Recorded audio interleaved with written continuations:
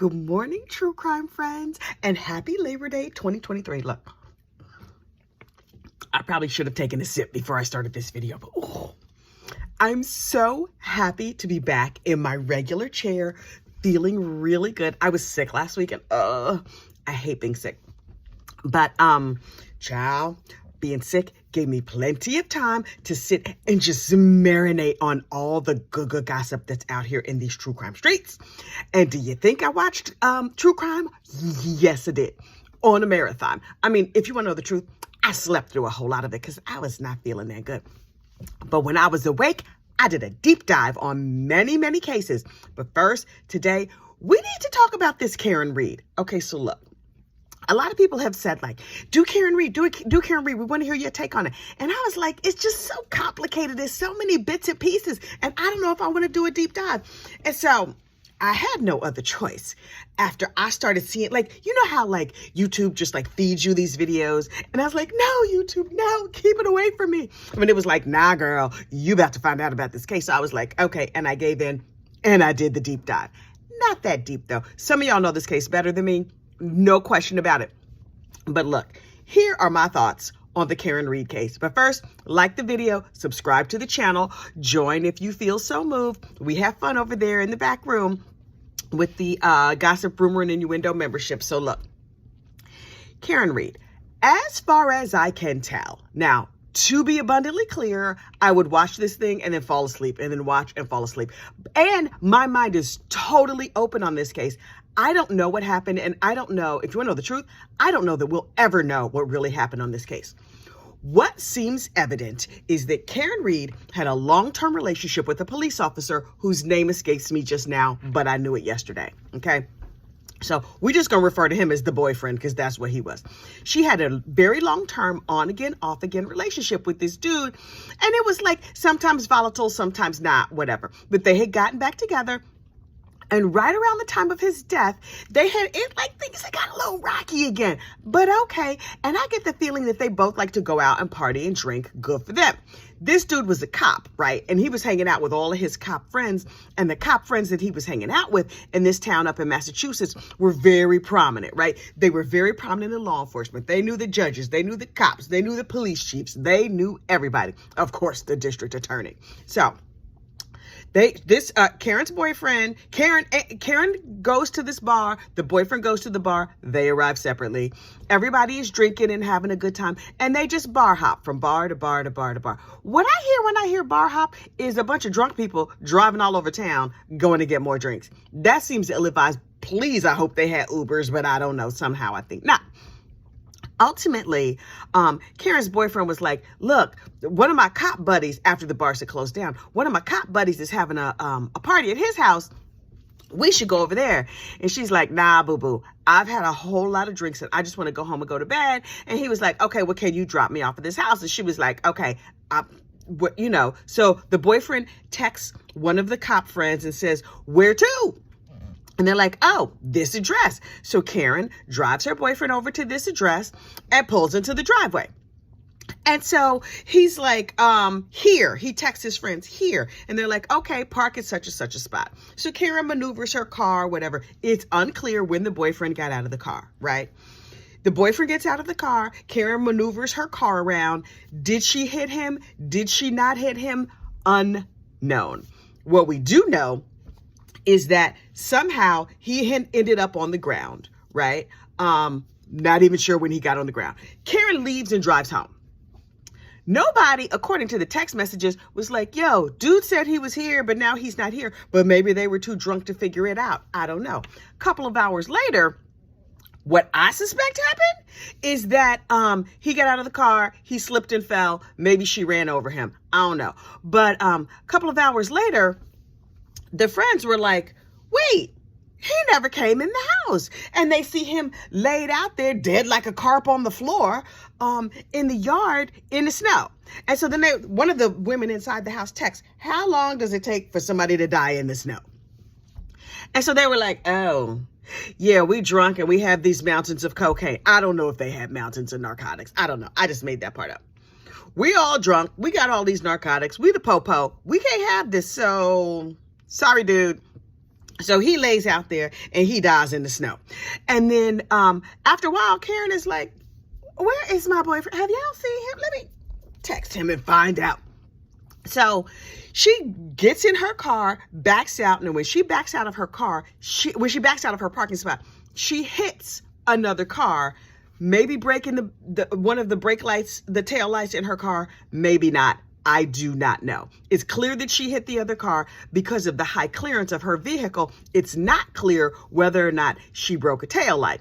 But I saw the video of her pulling out of her parking spot and the tail lights look fine to me. So I don't know if the tail light was broken, when the tail light was broken, what the story is with that.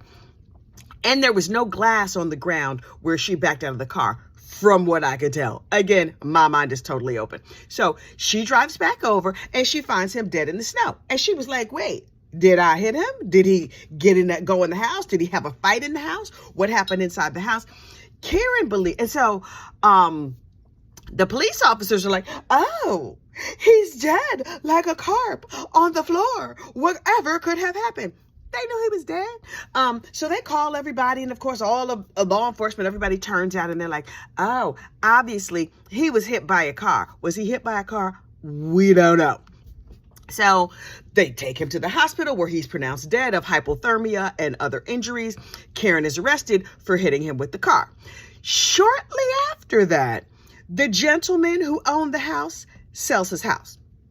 Why you sell your house? It wasn't on the market. Winter is a terrible time to sell your house, no matter where you live, unless you're relocated. It's unusual for you to sell your house. Was he hiding evidence? My guess is yes, very likely. And then he had this dog, and he got rid of the dog, sent the dog out of state. Why you get rid of your dog? What's that? Where's the dog? What was the dog's name? Okay, we never know the dog's name. All we know is it was German Shepherd. And I am offended that they have slandered this dog by not using his full name. Say his name. So anyway, these cops look guilty as sin. And then they know everybody in the police force and they're a very powerful family. And so all these web sleuths or whatever are buzzing around this case. And they're like, we know what happened. Okay, based on the available evidence, we see where they were bar hopping. We see where he's dropped off. We see where Karen is looking for him. We see where the lady, a couple of hours before he's fine, texts how long to die in the snow. What we don't know what happened is, did the dude actually get into the house? According to his Apple Watch data, he took 80 steps and the altimeter shows that he went up and down 3 flights of stairs. Here's the thing, 80 steps, that's not a lot of steps. If you're at a party, 80 steps, that seems like way too few steps to have actually been moving around and doing whatever at a party. But you know how this Apple Watch data and all these other things work. If you shake your hand enough, if you like shivering because you cold. Listen, if I groom my dog, it says I did, 10,000 steps. And I was like, nah, I was just holding a clipper in my hand. If this dude was shivering real bad, and these altimeters, who knows? It shows he went up the stairs and down the steps, but these things are far from pinpoint accurate. So I don't know. My mind is open. What I suspect happened, me having almost no information, having only the information that I saw on the internet, maybe she hit him. Oh, here's the other thing. The dude had a whole bunch of scratches on his arm, and the cops were saying, oh, that's consistent with him being hit by a car and like rolling on the underside of the car. And what Karen Reed and her attorneys were saying is these scratches are consistent with a dog bite or a dog scratching him. So Court TV this weekend had a bunch of that dude from Body Bags, his podcast. They had Kenny Kinsey from the Alec Murdaugh case and a couple of other people, other forensic examiner type people on to weigh in on this case. And what those people said consistently across the board, all of them said those scratches didn't come from a dog. These are from people who have seen dog bites, who know from dog bites. And they were saying, if a dog was going to bite you, you'd see 2 big puncture wounds from those canines and then the little teeth in the middle. Or you'd see very symmetrical scratches from a dog's claw. Why these people got rid of this dog, I don't know. Maybe the dog snorted some cocaine and got high and got sick, and they hiding the dog for that reason. I don't know. I just made that up. Just to be clear, I'm not accusing anybody of anything. You see the name of this channel, Gossip, Rumor, and the Innuendos. That's going to fall under All three of those, because I don't know what happened. So I'm like, okay, if the dog did not cause the scratches on his arm, how did he get the scratches on his arm? According to the forensic people that I saw interviewed, they said those scratches were consistent with him being underneath the car, that they would like to compare the scratches on his arm to the undercarriage of that car to see if there was something under the car, like maybe he slipped and Karen backed over him. Also, his phone was found underneath his body, which was weird. The tail light on Karen's SUV was broken, and there was a broken cocktail glass. Who takes a glass out of a bar? But everybody was drunk, so who knows?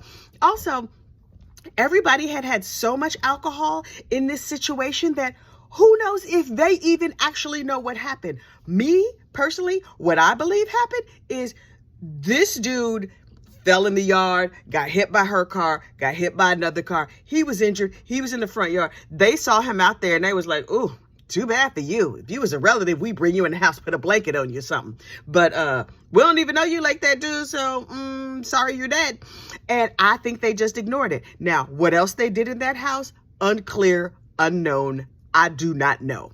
This gentleman died of blunt force trauma to the head and hypothermia. The two together really did him in. He could have just slipped in the snow, fell, bonked his head, and Karen drove off because she was too drunk to know the difference. And then these cops covered it all up and used their little connections in the police force to make sure that she got charged, and they didn't. What anybody is guilty of, nothing has been proven. Do I think Karen's being railroaded? Yeah, probably. Do I think these cops are guilty? Yeah, probably. Can anything be proved? Unlikely. All these lawyers, all these everybody else, they just throwing things at the wall to see what sticks. You know who we need? We need a psychic. We need a psychic. But listen, I think most cases needs a psychic. Now, the Reverend Donna Serafina Donna, that's not her actual name. She probably knows what happened, but she has not tuned into this case yet. Or Aunt Phrodite, Aunt Boo Boo. Aunt, if you're watching this, hey boy, how you doing? I love your channel. Aunt Phrodite is my favorite psychic twink, and he's over there dressed all in pink, sitting in his pink chair in his pink booty shorts, child, reading the tarot and reading everybody for filth and telling us the whole story. So I'm gonna need Miss Aunt Phrodite to weigh in on this case, or one of our friendly neighborhood psychics to tell us what actually happened. Will we find out what actually happened? I don't think so. I don't think so. I think everybody's going to come up with a bunch of theories. I think that all of the web sleuths and the cops and the defense, everybody has muddied the waters. A million theories have been thrown out there. None of them add up perfectly to me. We never know what actually happened in a crime. Even when you have it on videotape, you're like, but wait, what was in her mind or what was in his mind when they did X, Y, and Z? These people needed a Ring doorbell cam, but you know, if they had one, they would have thrown it away because they the popo. Also, because they're the cops, you know, they ain't got no ring. They're like, because then somebody might catch us doing our dirt. No, thank you. No, thank you. And these cops, they're in good with the judges. They're in good with the district attorney. They're in good with everybody. Will we find truth in this case? I think no. Will there be justice in this case? Unlikely. Will somebody go to jail? Maybe. I hope it's not poor Karen, because even if she hit this dude with a car, how you gonna prove it? Everything is so messy. Even if the cops didn't get in a fist fight with this dude or have their dogs attack him or do whatever, we, in my opinion, will never know what happened. I sincerely hope that I'm wrong and somebody comes forward and tells us the whole truth in a story that makes some kind of sense. But, child, I do not know. The other story that I'm on is this 8-passenger story. Now listen, these LDS mamas, they out here doing the most. Apparently, the new recruiting tactic for some religions is to have influencers. Now listen, this sounds like a terrible plan to me. I'm like, influencers, ew. Except for I am obsessed with Carrie Ann Wright, this menopause influencer. And I'm like, Carrie Ann, tell me something else. So I take what I learned from Carrie Ann. I'm like, oh, that has meaning for me. And the parts that have meaning for me, I use in my life. Or I watch her and it helps me explain what is happening with my body, which has gone totally nuts in the past couple of years. I don't know what's happening. but I'm getting through it, right? And so I'm like, okay, I can see the benefit of an influencer. Apparently, our LDS friends, we're not supposed to call them Mormons, but child, Mormon is so much easier. But anyway, Bishop Nelson or whatever his name is, that's the head Mormon in charge. He don't like the name Mormon. So we have to call them LDS when we remember, because we respect names around here. So our LDS friends, it's a whole bunch of LDS families with their 65,000 kids, making channels like, look how wholesome we are. Look how wonderful we are. Isn't our family terrific? And this one very prominent LDS lady, Ruby Franke, child, she was out here with 2 million viewers on her YouTube channel with the most basic content. It was like, hi, this is us in temple. This is my daughter getting baptized. This is us having yet another baby, whatever. Here's the thing though. This mom, little bit sadistic. Like, she seemed to really deeply, truly enjoy punishing her children. Yikes. And so then her channel, like some of her punishments, people were like, yeah, that seems good. That sounds right. Okay. But then her sadomasochism got to be a little bit too much for her followers. And they were like, nah, girl, nah. And in the name of being like holy and wholesome and whatever, she became a religious extremist. She might have already been a religious extremist. Think Lori Vallow Daybell minus the murder. Only this woman was barreling headlong towards murder. And it was clear that somebody was going to end up severely injured or no longer on this mortal coil at the way she was going. Only she got stopped before anybody could be unalived. Now, were there spirits unalived? Oh, yeah. She broke the spirits of all them children. I really hope that they go to foster care or someplace else, because that family was messed up. And it turns out that her family knew that she was like some kind of messed up in the head and messed up. And they were like, yeah, we didn't want to say nothing, but we're glad that this has finally come to an end. This woman got arrested, right? One of her children broke out of the house, knocked on the neighbor's door, and was like, yo, our mama's starving us. And look at this duct tape she had me wrapped up in. The woman had left her husband and moved in with this other religious extremist lady. And they were like a cult of 2 or more. I don't know how many people they had involved in their little cult, but they was recruiting people on the internet and making them pay a lot of money and coming up with all these creative punishments for kids. This woman seemed to deeply enjoy punishing people. Yikes. She has 6 kids.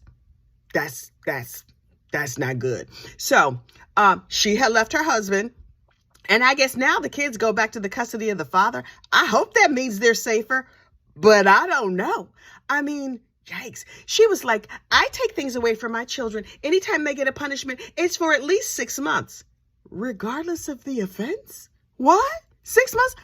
One child had to sleep on a floor or in a bean bag for 7 months because he was, roughing up the suspect. He was, playing in his nether regions like young people are want to do.